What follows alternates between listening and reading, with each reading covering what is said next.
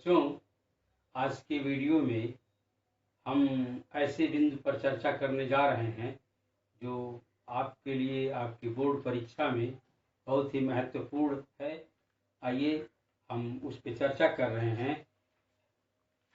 हमारे पास ऐसे प्रश्न आते हैं, बोर्ड परीक्षा में ऐसे प्रश्न पूछे जाते हैं कि दर्शाइए कि निम्न संख्याएं एक अपरिमेय संख्याएं हैं। अब इस तरह के प्रश्नों को हल करने के लिए सबसे आवश्यक है ये जानना अपरिमेय और परिमेय संख्याएं। आप जानते हैं, जब हम किसी भी संख्या को P/Q के रूप में लिखते हैं तो ऐसी संख्याओं को परिमेय संख्याएं कहते हैं। P/Q, जहां Q = नॉट 0, अर्थात Q का मान 0 न हो। अब इसमें एक जो सबसे महत्वपूर्ण प्रश्न उठता है, इसको सिद्ध करने के लिए सबसे आवश्यक ये जानना है जो हम आपको बताना चाहते हैं, जिससे आप इसको सिद्ध करेंगे कि √5 अपरिमेय संख्या है कि नहीं। वो ये है कि P और Q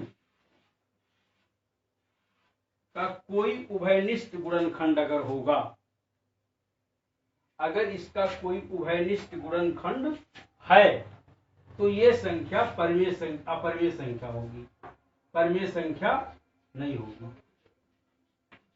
अगर इसका उभयनिष्ठ गुणनखंड, इसका और इसका अगर कोई उभयनिष्ठ गुणनखंड है तब यह संख्या परिमेय संख्या नहीं होगी, और अगर परिमेय संख्या नहीं होगी तब वो संख्या क्या होगी? अपरिमेय संख्या होगी। इसी के आधार पर हम इस प्रश्न को हल करने जा रहे हैं। आइए इस पर ध्यान दें आप।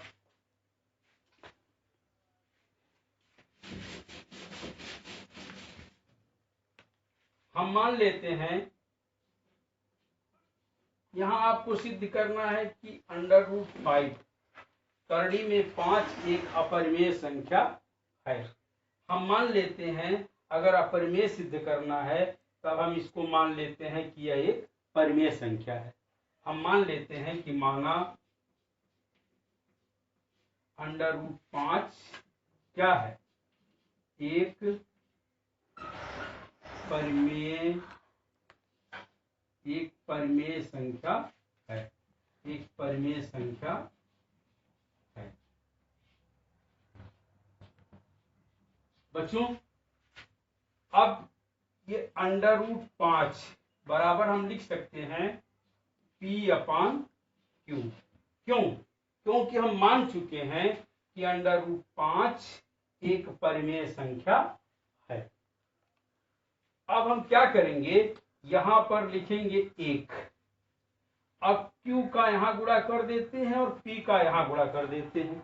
यह आपके बोर्ड परीक्षा के लिए बहुत ही महत्वपूर्ण प्रश्न है बच्चों। इसको आप पूरी तरह से ध्यान से इस वीडियो को देखिए, और इस तरह के प्रश्न अगर हल करना आप सीख जाएंगे तो निश्चित तौर पे पिछले बोर्ड परीक्षाओं में भी ये प्रश्न पूछा गया है और इस बार भी आपके पाठ्यक्रम में है। इस प्रश्न को अच्छी तरह से आप देखें कि इसको कैसे हल किया जा रहा है। हम Q का गुणा करेंगे √5 में और P का गुणा करेंगे 1 में। अब ये हो जाएगा आपका √5 Q = 1 से जब हम 1 का गुणा 5 में करेंगे तो यह आएगा आपका P। दोनों पक्षों का वर्ग कर दीजिए, इधर का वर्ग और इधर का वर्ग। अब हम दोनों पक्षों का जब वर्ग करेंगे तो ये हो जाएगा आपका, ये दोनों पक्षों का वर्ग हो गया। और जब वर्ग करेंगे तो आप जानते हैं कि √5 का वर्ग जब होता है, स्क्वायर होता है, तो 5 हो जाता है। क्योंकि आप ये भी जानते हैं कि √5 × √5 = 5, अर्थात करड़ी का जब करड़ी में गुणा करते हैं तब करड़ी हट जाता है। इसके अनुसार ये आपका आएगा 5Q का वर्ग और ये आएगा P वर्ग। इसको आप मान लीजिए समीकरण 1। अब इस समीकरण से क्या सिद्ध होता है? इससे ये सिद्ध हो रहा है कि हम पी स्क्वायर में 5 से भाग दे सकते हैं। हम यही चीज यहाँ लाना चाहते हैं कि क्या 5 पी और क्यू का उभयनिष्ठ गुणनखंड है। अब इसको जानने के लिए हम यहाँ लिखेंगे 5। जब ये 5 यहाँ आ सकता है तो हम ऐसा लिख सकते हैं कि 5 पी स्क्वायर को विभाजित करेगा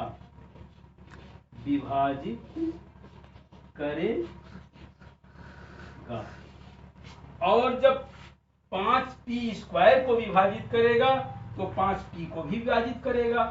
अतः 5 पी को भी विभाजित करेगा, पी को भी विभाजित करेगा। अब देखिए एक पॉइंट तो आपको मिल गया कि 5 पी को विभाजित कर रहा है।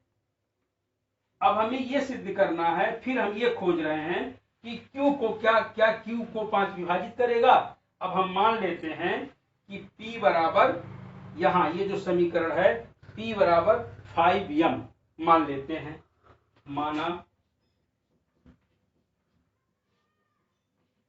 P बराबर 5m और समीकरण 1 में रख देते हैं। समीकरण नंबर 1 में रखने पर, अब 1 में जब हम रखेंगे समीकरण नंबर 1 में, तब यहां देखिए ये हो जाएगा आपका 5q स्क्वायर और p के जगह पर हम क्या लिखेंगे 5m का वर्ग। और जब 5m का वर्ग करेंगे तो ये आपका हो जाएगा 25m का वर्ग और यहाँ कितना है आपका 5q का वर्ग। अब 5 से 25 कटेगा तब यह आएगा आपका q का वर्ग बराबर 5m का वर्ग। इसको उलट दीजिए, इसको आगे कर दीजिए, इसको पीछे कर दीजिए। इसको हम लिख सकते हैं 5m का वर्ग बराबर q का वर्ग। ये समीकरण नंबर आपका 2 हो गया। हम यही आप लाना चाहते थे कि क्या q का वर्ग भी 5 से विभाजित होगा। अब ये समीकरण स्पष्ट हो रहा है इस समीकरण से कि ये q स्क्वायर 5 से भी कटेगा। अब यहां हम लिखेंगे 5 q स्क्वायर को विभाजित करेगा,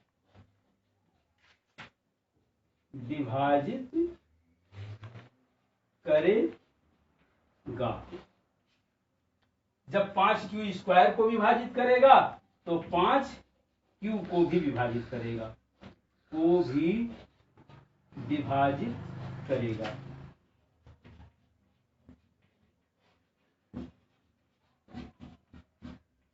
तो बच्चों इससे यह स्पष्ट हुआ कि ये जो 5 आपको मिला, ये 5 किसको विभाजित कर रहा है, p को भी विभाजित कर रहा है और q को विभाजित कर रहा है। जो ये संख्या आपके सामने है इसमें 5 जो मिल रहा है, ये 5 ये इसमें भी है और इसमें भी है, अर्थात क्या है ये उभयनिष्ठ है 5।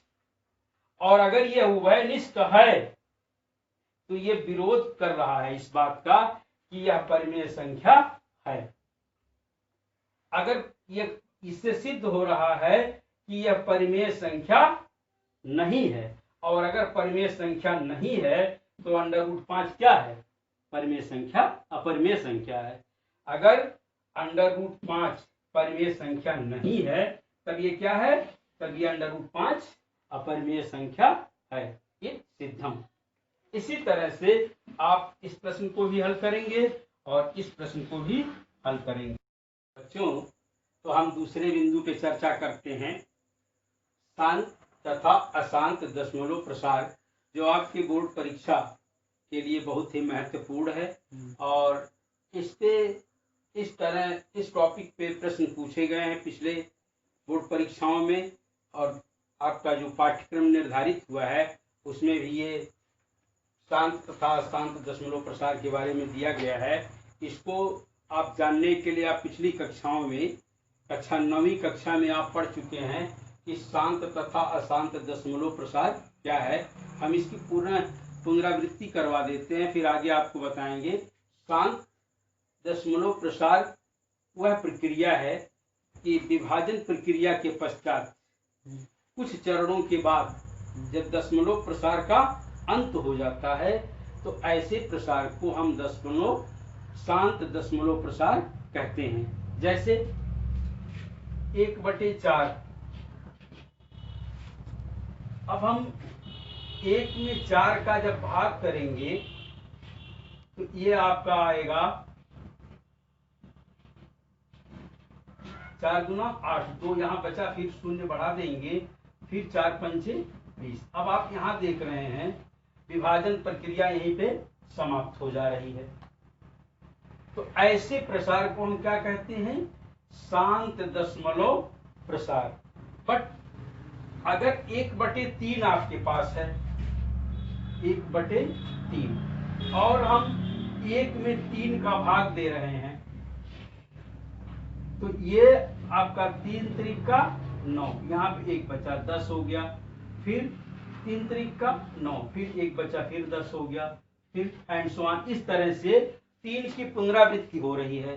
अर्थात ये दशमलव प्रसार का अंत नहीं हो रहा है।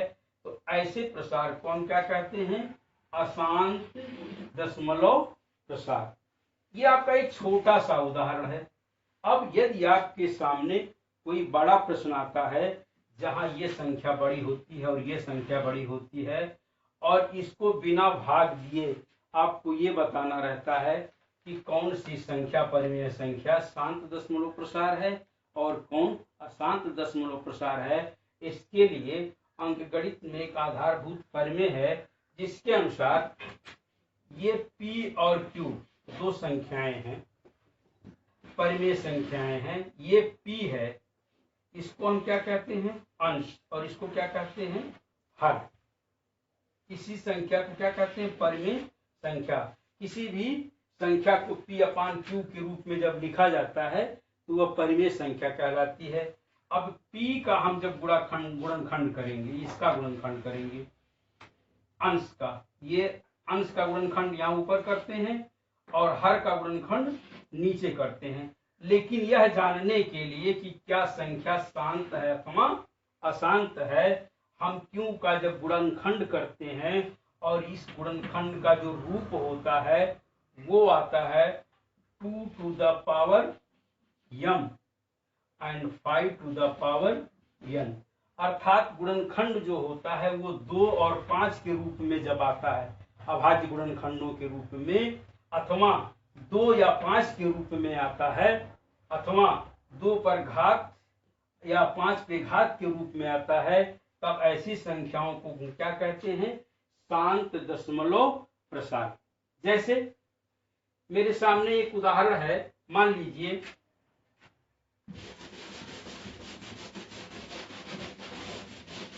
एक संख्या है 13/31/25। अब हम इसका अभाज्य गुणनखंड पहले ज्ञात करेंगे। तो 13 का अभाज्य गुणनखंड देखिए, ये P/Q के रूप में है, ये आपका अंश है और ये हर है। केवल हमें ये देख करके बता देना या इसका अभाज्य गुणनखंड करके बता देंगे हम कि क्या ये संख्या शांत है अथवा अशांत है। और नहीं तो आपको क्या करना पड़ेगा? 13 में 3125 से आप बार बार भाग देंगे और भाग देने के बाद उसका अंत देखेंगे कि क्या ये कट रहा है कि नहीं कट रहा है, समापन हो रहा है कि नहीं हो रहा है। तब आप बताते हैं कि ये संख्या शांत है अथवा अशांत है। लेकिन इस प्रक्रिया में आप क्या करेंगे? ये 13 का अभाज्य ज्ञात करेंगे आप, तो 1 हो जाएगा और 13 हो जाएगा। लेकिन इसका जब आप ज्ञात करेंगे 3125 का, तो आप 3125 का देखिए, 3125 को आप काटिए, इसको तो आप लिख सकते हैं 1 × 13। अब इसका आप देखिए ये नहीं भी ज्ञात करेंगे 13 तब भी आपका चल जाएगा, ये 13 आप लिख सकते हैं, लेकिन इसका आप ज्ञात कीजिए। तो ये काटिए इसको, ये किस संख्या से कटेगा? ये पहले आपका कटेगा 6 से, 5 से कटेगा, 5 छक्का 30, एक बच गया 12 हो गया, 5 दूना 10, 5वां 25, फिर 5 से काटिए, 5 एक 9, 5 5 दूनी 10, 5वां 25, फिर 5 से काटिए, 5 दूनी 10, 5वां 25, फिर 5 से काटिए, 5वां 25, फिर 5 से काटिए, और यहाँ ये देखिए 5 5 5 5 5, ये किस रूप में आया? ये आया 5 इंटू 5 इंटू 5 इंटू 5, ये आया आपका 13/5 पर घाते 5, अर्थात इस रूप में आपका आया। ये आया 5 पर घाते n के रूप में आया ना। तो ये जो संख्या होगा, ये अगर यहाँ 5 आया है, यहाँ 5, तो इसको हम क्या कहेंगे? शांत दशमलव प्रसार। ये संख्या हो गया शांत दशमलव प्रसार। अब अशांत दशमलव प्रसार का एक उदाहरण आप देख लें। अशांत दशमलव प्रसार के लिए 64/455 हम इस पे विचार करते हैं। ये आपका P के रूप में है और ये Q के रूप में है। अब हम Q का अभाज्य गुणनखंड ज्ञात करते हैं। ये है आपका 455, इसका अभाज्य गुणनखंड ज्ञात करते हैं। ये हम काटेंगे 5 से, 5 9 45, 5 1 9 5। ये संख्या देखिए,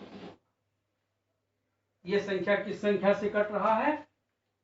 ये देखिए आपका कटेगा 7 से, 7 1 9 7, और 7 7 3 21, फिर ये संख्या 13 से। अब इसका भाज्य गुणनखंड मिला आपको 455 का। ये 455 का जो अभाज्य गुणनखंड मिला वो हुआ आपका 5 गुणे 7 गुणे 13 के रूप में, जो इस रूप में नहीं है, 2 टू द पावर m और 5 टू द पावर n के रूप में नहीं है, इसलिए यह संख्या अशांत दशमलव प्रसार है। अगर इस रूप में होता, 2 टू द पावर m और 5 टू द पावर n के रूप में अगर ये संख्या होता, तब ये क्या होता? शांत दशमलव प्रसार। बच्चों, इस प्रकार हम आपको शांत तथा अशांत दशमलव प्रसार के बारे में बताए, परिमेय संख्याओं की अपरिमेयता के बारे में बताए, और हमारे इस चैप्टर से संबंधित अन्य वीडियोस को देखने के लिए आप हमारे एशियन ऑनलाइन क्लासेस के चैनल को सब्सक्राइब करें। धन्यवाद।